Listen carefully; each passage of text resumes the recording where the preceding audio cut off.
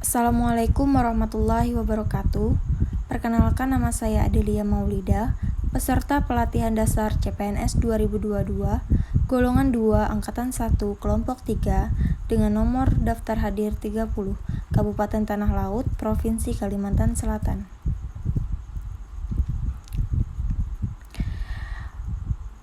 Saya akan mempresentasikan tentang analisis isu efektivitas kinerja individu berdasarkan tupoksi. Tupoksi sanitarian puskesmas yaitu 1. Konseling sanitasi, 2. Inspeksi kesehatan lingkungan, 3. Intervensi kesehatan lingkungan. Dengan metode USG, urgensi yaitu dilihat dari tersedianya waktu, mendesak atau tidak masalah tersebut diselesaikan. Yang kedua, seriousness atau tingkat keseriusan dari masalah, yakni dengan melihat dampak masalah tersebut terhadap produktivitas kerja, pengaruh terhadap keberhasilan, membahayakan sistem atau tidak. Yang ketiga, growth atau tingkatan perkembangan masalah, yakni apakah masalah tersebut berkembang sedemikian rupa sehingga sulit untuk dicegah. Selanjutnya, menemukan isu prioritas dengan menggunakan metode USG. Isu masalah yang pertama adalah tidak ada pasien yang dirujuk ke klinik sanitasi dan tidak ada klien yang datang ke klinik sanitasi dengan angka prioritas 14. Yang kedua adalah penyimpanan dan pengangkutan limbah medis yang belum sesuai dengan standar dengan angka prioritas 13. Yang ketiga adalah hampir semua depot air minum isi ulang tidak memiliki sertifikat layak hygiene sanitasi dengan angka prioritas 12.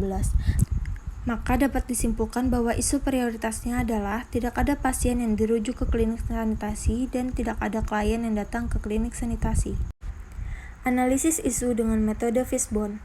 Adapun beberapa faktor hambatan pada pelayanan klinik sanitasi, yaitu yang pertama, manusia. Kurangnya sosialisasi tentang klinik sanitasi kepada petugas puskesmas pada unit terkait, dan juga kurangnya pengetahuan masyarakat tentang pelayanan klinik sanitasi. Yang kedua adalah metode. Tidak ada inovasi dan metode yang dilakukan untuk meningkatkan pelayanan klinik sanitasi. Kurangnya koordinasi dengan lintas program. Yang ketiga adalah alat. Kurangnya alat peraga seperti brosur atau leaflet.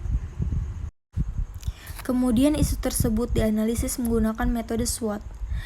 Yang pertama, strength, yaitu 1. Memiliki pedoman pelayanan kesehatan lingkungan. Yang kedua, memiliki sanitarian yang kompeten dan layak. Yang ketiga, terdapat sanitarian kit yang baik dan lengkap untuk IKL. Yang kedua adalah weakness. Weakness yang pertama, sistem merujukan pasien dari unit terkait kurang dijalankan. Yang kedua, kurang koordinasi dengan lintas program dan lintas sektor. Yang ketiga, masyarakat yang kurang mengetahui tentang klinik sanitasi. Yang ketiga adalah opportunist. Opportunist yang pertama, mengoptimalkan penyelenggaraan CashLink di puskesmas. Yang kedua, menambah klien atau pasien sebanyak mungkin sehingga penyakit berbasis lingkungan dapat menurun. Yang keempat, treats. Treats yang pertama, kasus penyakit berbasis lingkungan meningkat. Yang kedua, mutasi karyawan atau sanitarian. Yang ketiga, alat sanitarian kit rusak, media expired. Setelah itu ditemukan alternatif penyelesaian, yaitu melakukan koordinasi SOP klinik sanitasi kepada petugas puskesmas pada unit terkait dan pengoptimalan penggunaan sanitarian kit. Tahap alternatif penyelesaian yang pertama, mengunduh dan mempelajari pedoman Permenkes nomor 13 tahun 2015 tentang penyelenggaraan pelayanan kesehatan lingkungan di puskesmas. Yang kedua, membuat KAK klinik sanitasi. Yang ketiga, membuat SK klinik sanitasi. Keempat, membuat SOP klinik sanitasi. 5. Koordinasi SOP ke kepala puskesmas. 6. Koordinasi lintas program tentang SOP klinik sanitasi.